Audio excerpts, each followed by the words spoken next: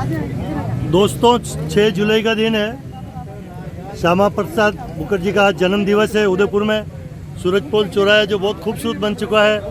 इस मौके पर यहाँ पर जो बहुत बड़ी जो जन्म दिवस के उपलक्ष्य में दिए जलाए गए हैं। इस मौके पर महापौर साहब, उप महापौर साहब और विशेष तौर से भारतीय जनता पार्टी के सभी कार्यकर्ता एवं भाजपा के जिलाध्यक्ष रविंद्र जी भाई साहब भी पधारे हैं।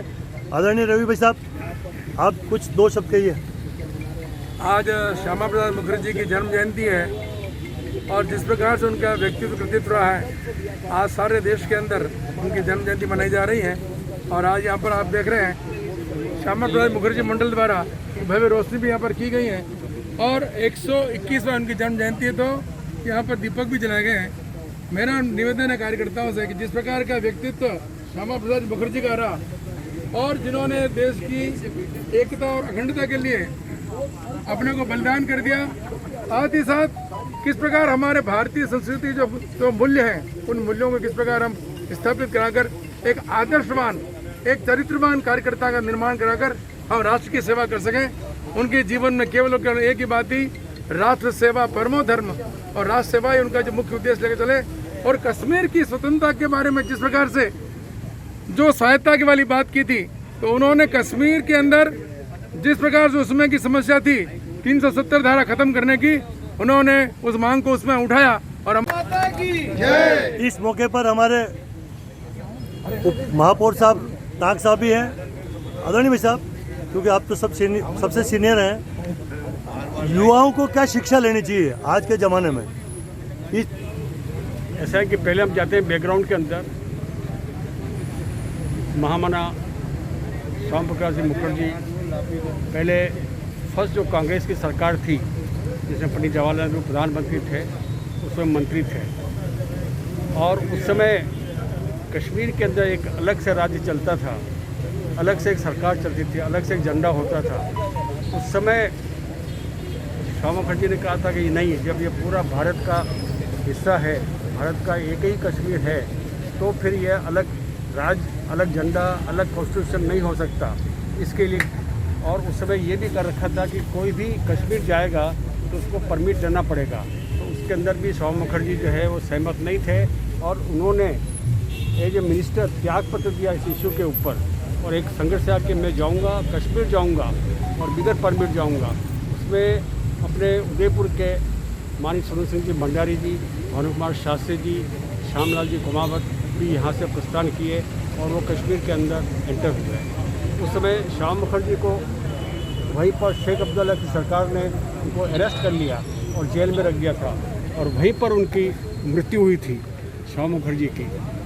तो एक तरह से उनकी जो मांग थी कि जब भारत के अंदर कश्मीर अपना ही है तो इसकी ज़रूरत नहीं है। उसी तरह से 370 धारा और 35A, उसके लिए भी इन्होंने संघर्ष किया। और आज हम देखते हैं कि जो वर्तमान मोदी सरकार है, उन्होंने इन दोनों चीज़ों को समाप्त किया है। तो ये सब एक तरह से हम कह सकते हैं कि जो क्रेडिट जाती है वो श्यामा मुखर्जी को जाती है। और ये हमको ये शिक्षा लेनी चाहिए कि कभी भी देश के अंदर कोई इस तरह की अवांछनीय घटनाएं हो, उसके अंदर अपना कोई भी बलिदान देना हो तो ज़रूर देवे और उसमें संघर्ष करें। यही मेरा कहना है आप लोगों को। बहुत बहुत धन्यवाद। ये थे हमारे उदयपुर महापौर श्रीमान GS ताक साहब। बहुत बहुत धन्यवाद आपका सबका। दोस्तों 6 जुलाई 2021 हमारा सूरजपोल का सुंदर चौराहा, भारतीय जनता पार्टी के सभी जिलाध्यक्ष, महामंत्री सभी लोग पधार चुके हैं और श्यामा प्रसाद मुखर्जी के जन्मदिन पर दीप प्रज्वलन किया। यूसुफ जी भाई साहब भी है, रविंद्र जी भाई साहब भी है, किरण जी भी है और मैं हमारे प्रमोद जी सामर से चाहूँगा कि 2 शब्द कहें इस मौके पर। ये थोड़ा नीचे उतार लो, कहीं गयो करो ना तो। आज डॉक्टर श्यामा प्रसाद मुखर्जी की 120वीं जन्म जयंती है। हम आज उस महानायक की जन्म जयंती मना रहे हैं जिसके बलिदान से, और यह कहूँ तो भी अतिशयोक्ति नहीं कि स्वतंत्रता के बाद पहला बलिदान जिस व्यक्ति का हुआ, उसकी 70 साल बाद तपस्या का जो क्रियान्विति धारा 370 और 35A समाप्त करके आदरणीय नरेंद्र जी मोदी ने की, वो उसका अगर किसी की अलग जाएगी तो डॉक्टर श्यामा प्रसाद मुखर्जी ने। एक देश में 2 प्रधान, 2 विधान, 2 निशान नहीं चलेंगे। और 53 में उनके साथ जिस तरह का व्यवहार तत्कालीन कांग्रेस सरकार ने किया, उसके कारण से वो कश्मीर के जेल में उनकी मृत्यु हुई, हत्या हुई है, परंतु बलिदान व्यर्थ नहीं गया। आज हम सबको इस बात की खुशी है कि 2019 में जिस तरह का प्रस्ताव लेकर के नरेंद्र मोदी जी ने इस प्रक्रिया को आगे बढ़ाया और धारा 370 और 35 से समाप्त करके आज हज़ारों कार्यकर्ताओं के मन की भावना को रखते हुए सच्ची सजा दी। बहुत बहुत धन्यवाद प्रमोद जी भाई साहब। भारत माता की, भारत माता की। Very good. जय श्री राम, जय श्री राम। भारत माता की जय, भारत माता की जय। डॉक्टर श्यामा प्रसाद मुखर्जी अमर रहे, अमर रहे। डॉक्टर श्यामा प्रसाद मुखर्जी अमर रहे, अमर रहे। डॉक्टर श्यामा प्रसाद मुखर्जी अमर रहे, अमर रहे। एक बार है ना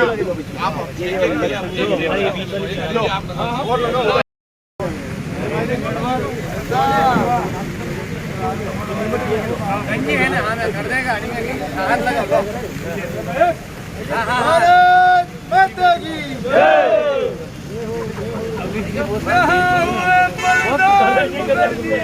कश्मीर हमारा है, जो कश्मीर हमारा है वो सारा का सारा है। भारत माता की जय।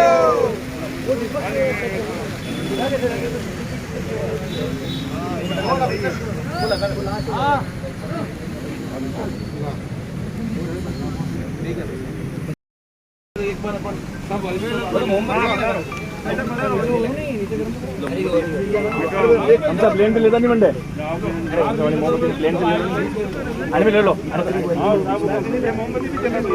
लगे दो नहीं मोमबत्तियां भी कटेंगे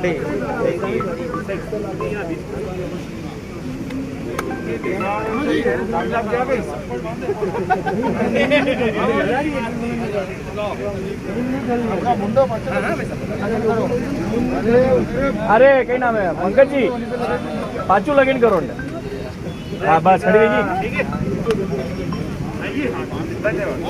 कमलेश जी फोन लो यार, फोन आ रहा है।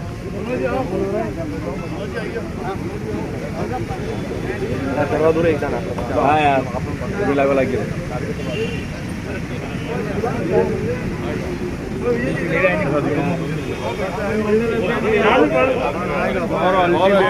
मेहनत रंग रही आप प्रकाश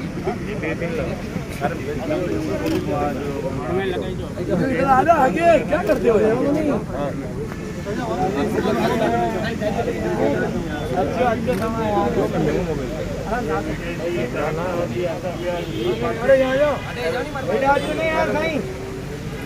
अरे एक ही बात है फोटो को ले यार लग लीजिए आओ।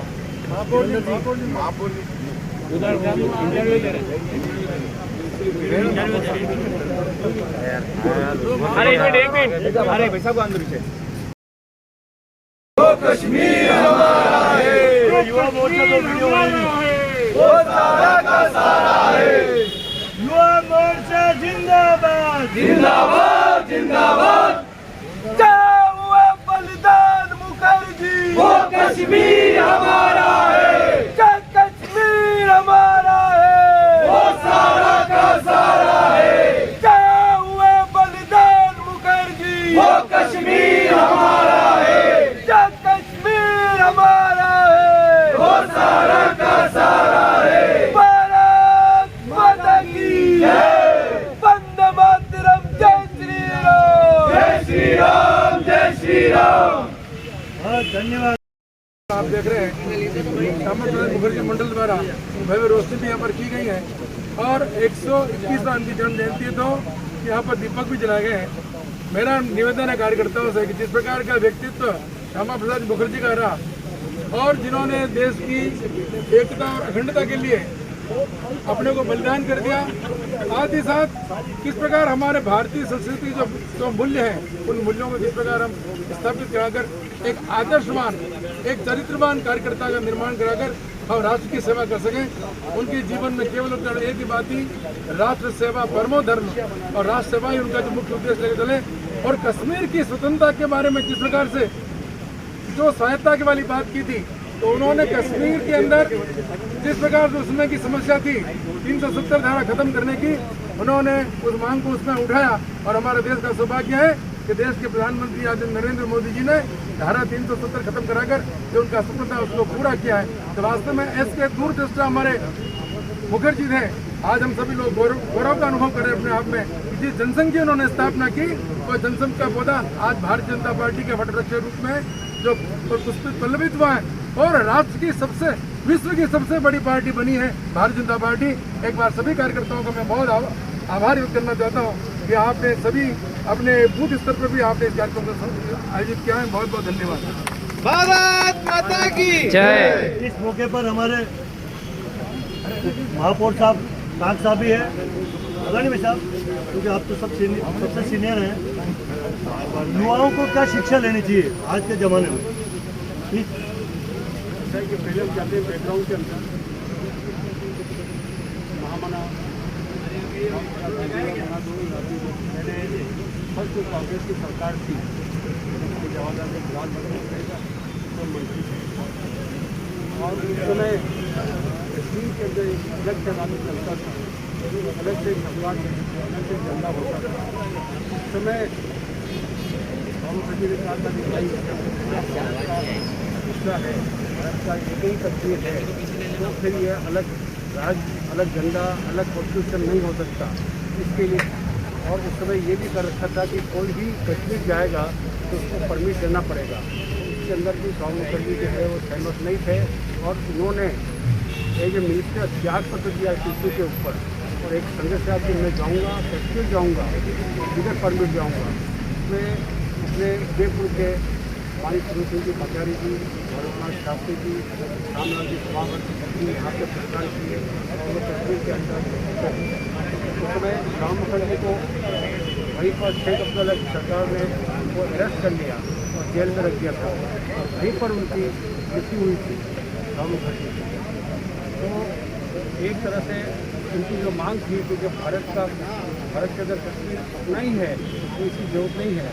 इसी तरह से 370 धारा और 35A इसके लिए भी इन्होंने संघर्ष किया, और आज हम देखते हैं कि जो वर्तमान मोदी सरकार है उन्होंने दोनों चीज़ों को समाप्त किया है। तो ये सब एक तरह से कह सकते हैं कि जो क्रेडिट जाती है वो मतलब मुखर्जी हो जाती है, और ये उनको शिक्षा लेनी चाहिए ताकि कहीं भी देश के अंदर कोई इस तरह की अवांछनीय घटनाएं हो, इसके अंदर अपना कोई भी बलिदान देना हो तो जरूर देवे, उसमें संघर्ष करें।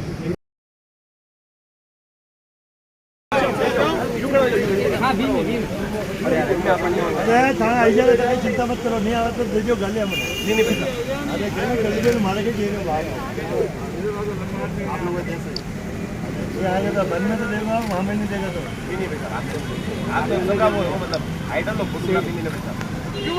मित्रों नमस्कार, मैं आपको सूरज पोल के इस नए स्वरूप को आपके सामने दिखा रहा हूँ। देखिए कितना सुंदर परिदृश्य है, और आप आनंद लीजिए इस कोरोना काल में इस सुंदर परिदृश्य का। जिस तरह की लाइटिंग की गई, शायद इसका उद्घाटन होने जा रहा है, और बहुत ही सुंदर तरीके से ये सारा व्यवस्था बनाई गई है, और हम सब देख रहे हैं कि कैसे इतना सुंदर इस पूरे चौराहे को बनाया गया। इसका मैं आपको 360 डिग्री इस पूरे को दर्शन करा रहा हूँ। आप इसका आनंद लीजिए और देखिए कि कितना अच्छा परिदृश्य बन पड़ा। यद्यपि कई लोग इस चौराहे की व्यवस्था को लेकर सहमत नहीं थे। इसके ट्रैफिक की दृष्टि से अभी भी इसमें कुछ खामियां जरूर है, लेकिन हम सब देख सकते हैं कि यह चौराहा कितना रात्रि को कितना अद्भुत लग रहा है, कितना सुंदर लग रहा है। मैंने आपको ये 360 डिग्री इसके दर्शन कराए। बहुत बहुत धन्यवाद। द कलर्स 18 उदयपुर न्यूज़ को सब्सक्राइब करें और हमेशा अपडेट रहिए।